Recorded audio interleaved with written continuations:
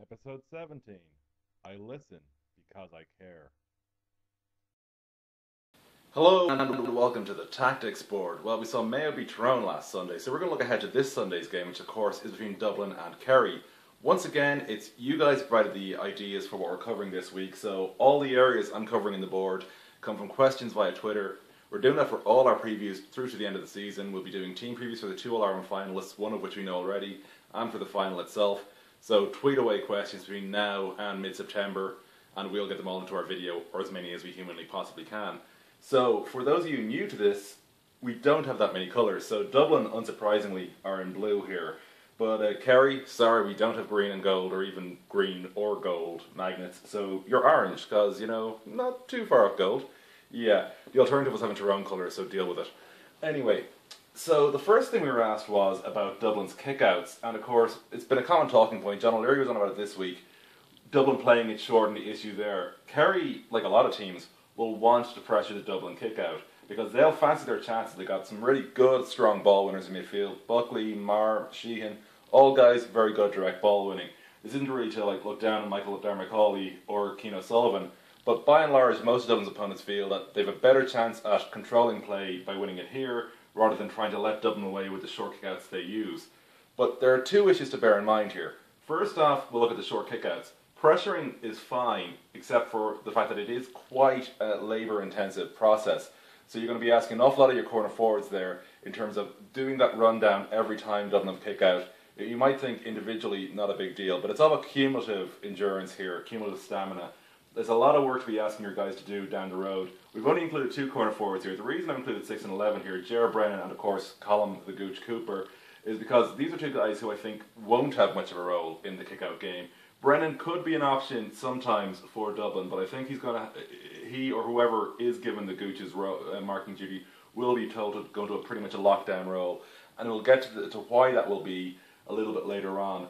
Now, in terms of the midfield battle itself, first off, there's one huge thing to bear in mind. That is direct possession kick-out rarely actually has that much of an influence on the game. It's really about what happens after you've won the ball. Basically, if Dublin can close down a Kerry man when he wins the ball, or likewise, if Kerry can close down a Dublin man when he wins the ball, that's usually far more valuable than the actual direct ball win itself. It's all about where that that initial pass goes, really, the secondary movement of the ball. So when you're looking at the kick-out battle this Sunday, don't just look at who's winning that high ball in the middle of the field. Look at what happens after he wins it, like directly after that next pass or that second pass.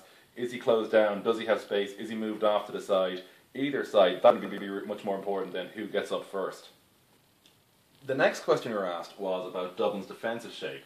And it was really, do Dublin have a very defined one? Well, they do, even though it looks kind of like man-for-man marking by and large when they're laying out. As I mentioned before, Stephen Cluxton really likes to come off his line. That's very much part of Jim Gavin's plan. It's not because Cluxton's become more ambitious as he enters his 30s. It's because Gavin doesn't want to have a committed full-time sweeper. Keane O'Sullivan is naturally the more defensively minded of the midfielders. That's what got him still here on the pitch.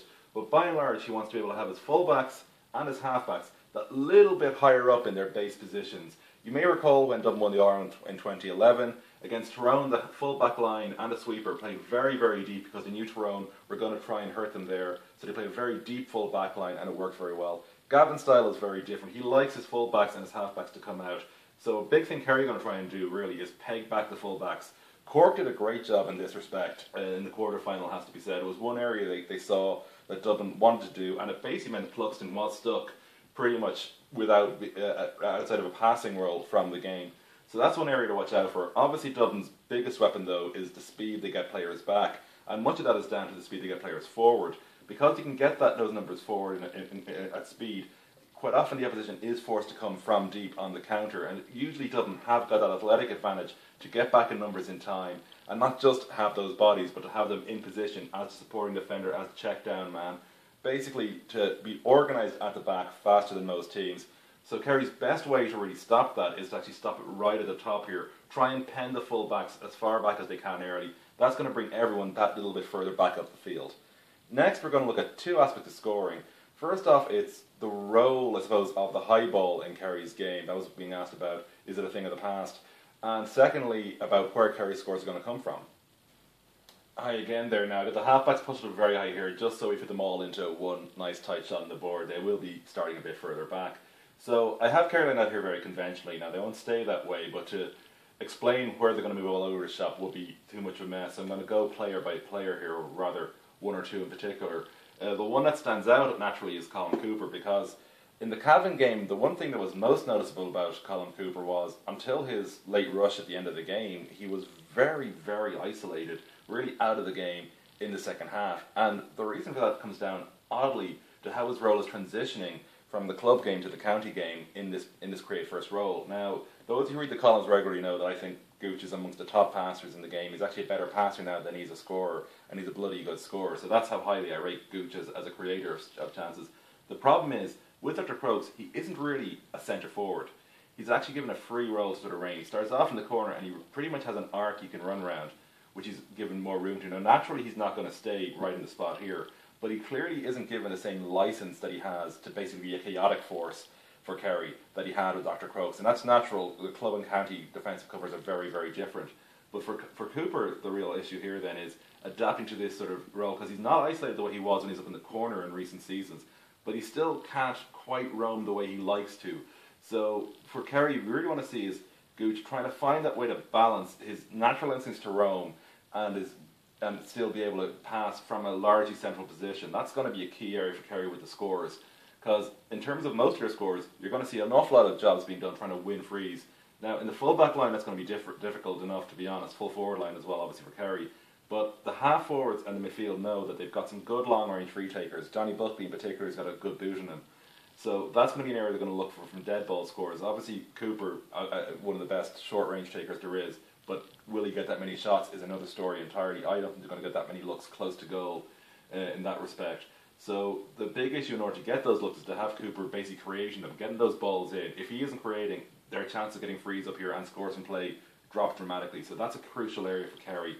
And in terms of the high ball, which was an area we were being asked about, specifically we were asked, is the high ball to the star gone? Now, while I don't expect Kieran Donaghy to be wearing 14, I'm going to use 14 as the example here. The issue really here for Kerry is, what type of high ball do they want?